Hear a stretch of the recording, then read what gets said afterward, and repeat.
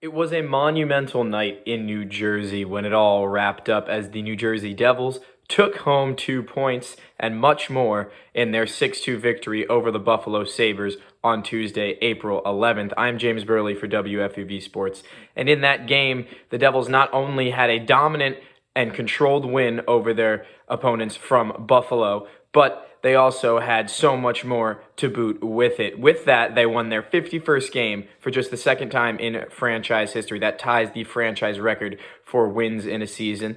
It also marked the biggest turnaround in NHL history from one season to another. 47 points more this season for the New Jersey Devils in 2022-2023 than in 2022. Just remarkable things for the New Jersey Devils from this season compared to last season. But that's not all. We had a lot of personal accolades in this one as well.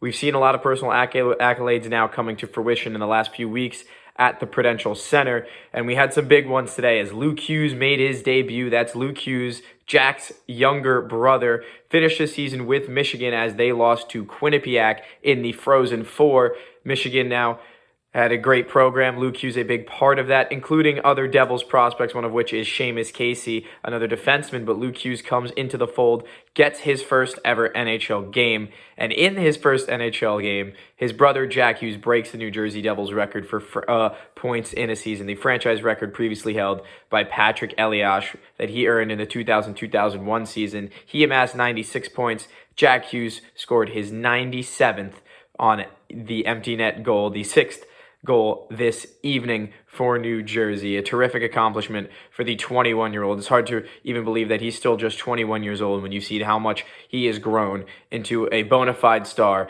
There were MVP chants at the Rock for Jack. The Luke Hughes introduction, when it was revealed that both Hughes brothers would be starting, was magnificent. And Vitek Vanacek not only had an assist on Jack's goal, but also had a terrific game with 38 stops. Overall, a great night for the Devils, where they even clinched home ice advantage in the first round of the playoffs. And it's confirmed with Florida's win and with the Blackhawks defeating the Pittsburgh Penguins that the Devils are officially going to play either the New York Rangers or Florida Panthers in the playoffs. And that comes down to whether or not the Devils can win and the Carolina Hurricanes will lose in each of their final games. The Hurricanes going to Florida to play the Panthers, while the Devils go to Washington to play the Capitals on Thursday. But in this one, we had a very exciting game of hockey, not only because the first period was actually incredibly even, but because the Sabres had so much to play for coming into this one. They were still in the fight with the likes of Pittsburgh, the Islanders, and the Florida Panthers for one of the two wild card spots. But they had an uphill battle. They would have to have won their three remaining games. And it was those games in hand that really played into their favor. But with this loss, they are officially eliminated. But that's not to say they didn't give it a terrific battle. 38 shots on goal. Vitek Vanacek stopped 36 of them. And the ones that he was beaten on were some pretty good efforts from the Sabres. So you can't knock them.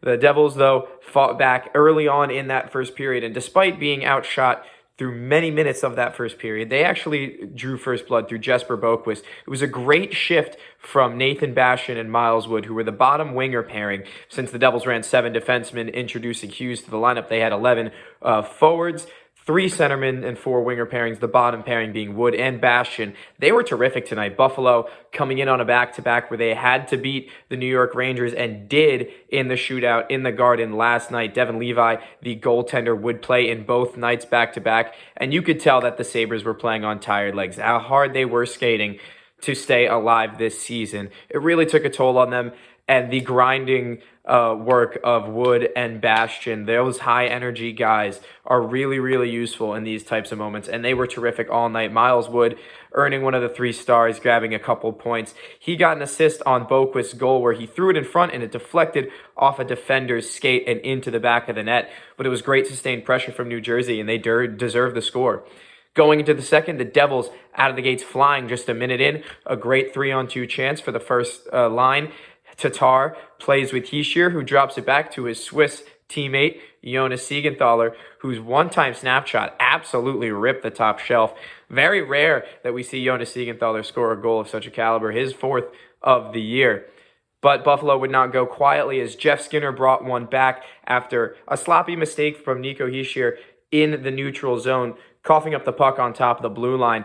And the Sabres had a nice passing play between Alex Tuck and Skinner, who eventually netted the goal to cut the Devils' lead in half. But Miles Wood would come in, and it was that same pairing, Bastian getting an assist on this one, and Hischier getting the secondary assist as the centers funneled through the team. And Miles Wood was there on the doorstep for a rebound, and he flung it home above the moving blocker of Devin Levi, who again only faced 30 shots tonight compared to the load he had for 65 minutes plus against the Rangers, but he looked terrific. The Devils' offense was spectacular tonight, as it has been. And into the third period, they continued that as Tomas Tatar got on the score sheet. An excellent goal from Tuna, the man they call Tuna, and he would add another one as an empty netter later, but not before Matthias Samuelsson would bring one back to make things 4-2 for Buffalo. On a nice 3-on-2 chance, the drop pass found the defenseman for his 2nd of the year, but as things often go, the Sabres gambled with so much on the line, down 2 goals. Early, they had to give up some of their liberties and brought out the goaltender.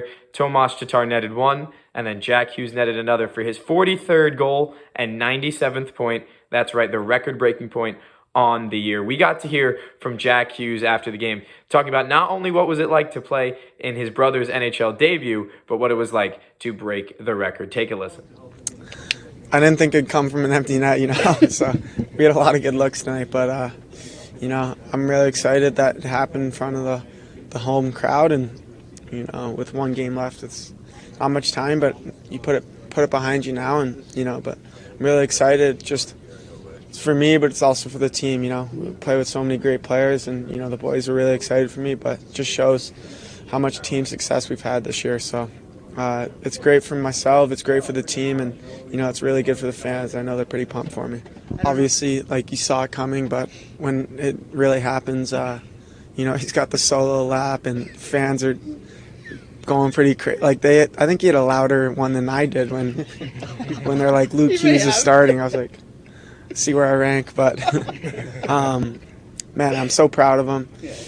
I think they eased him into the game tonight, but everyone here knows how special of a player he'll be. And when we're competing for cups the next couple of years, and Luke's 21, 22, he's going to be a horse for us. So we're really looking forward to Luke. And we're as a big brother, and my parents were here, so just really proud that he got game 1 under his belt, and what an accomplishment for my parents. 3 boys to play in the show. That's hard work, man. So it just shows how well of a job it did for us as people first, but players as well. And what will go down as one of the most memorable regular season home games in New Jersey Devils history, in my opinion, leads for what is now a very exciting potential in the final game of the season in Washington at the Capital One Arena for the New Jersey Devils. They face a vulnerable Washington team that is missing Alex Ovechkin among other important players, and with 2 points, they put the pressure on Carolina to earn points against a tough Florida Panthers team for the best in the division. And should the Devils not get their way, even with a win, they'll face the Rangers in the first round of the playoffs, and they'll have home ice advantage for 4 of the 7 games in that series. Just a terrific turnaround from last year, 47 points better, and they have 1 game to get 2 points to get sole possession of that record. Just a tremendous season for the New Jersey Devils. Coach Lindy Ruff deserves a lot of credit, and before the season, if you had asked me that when my final report would be, I would have told you it probably would have been this final home game against the Buffalo Sabres. Not a lot of people expected this New Jersey team to have such a turnaround and make the playoffs. But with all the storylines that are going on, so many players emerging, Vitek Vanacek becoming the goaltender that Devils fans didn't know they needed, Jack Hughes breaking records, Dawson Mercer coming into his own with hat tricks and 2-goal games and 7-game goal streaks. Nico Hischier becoming a Selke candidate. Jesper Bratt continuing to prove everybody why he didn't need to go as far back as the 6th round. And Dougie Hamilton emerging as one of the best offensive defensemen, yet also a great shutdown guy on the back end. And so much more. I've left so many names out and so many great storylines from this season because it truly has been one of the most remarkable years of hockey in New Jersey. And with that game in Washington, game 82 of 82, they still have a chance to break more history. A win, and they could get 56 wins, which would break the franchise record of 51. And with the win, they could go to top of the division, depending on what Carolina does against the Panthers. And if not, they know who they have waiting for them in the playoffs regardless. And it's going to be so fun. I cannot wait to see how it shakes out, and I can't wait to see you guys for some more reports this postseason. I'm James Burley for WFUV Sports, and I will see you guys next time.